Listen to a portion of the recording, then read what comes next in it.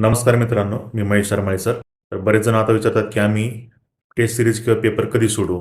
तर बघा, आत्तापासून जर तुम्ही आठवड्यामध्ये कमीत कमी एक पेपर किंवा टेस्ट सीरीज सोडवली पाहिजे. आता टेस्ट सीरीज कोणत्या घेऊ, कोणत्या अकॅडमीच्या घेऊ, कोणत्या प्रकाशनाचे घेऊ, हा सर्वस्वी तुमचा प्रश्न आहे. मी काय ते सांगू शकत नाही. परंतु माझं जे टार्गेट 90+ जे आहे, जे मी तुम्हाला रोज देतो टार्गेट, त्यामध्ये मी दर रविवारी तुम्हाला एक एक PYQ सोडायला लावतो.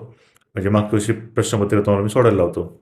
जसं तुम्हाला मागच्या रविवारी मी तुम्हाला मीरा भाईंदरचं पेपर सोडायला लावला होता, तसं मी तुम्हाला दर आठवड्याला पेपर एक सोडायला लावतो. तर शक्यतो तुम्ही मागील वर्षी झालेले पेपर सोडवा आणि जर तुम्हाला जी टेस्ट चांगली वाटते ती तुम्ही सोडू शकता. आता ती सोडवायची कधी?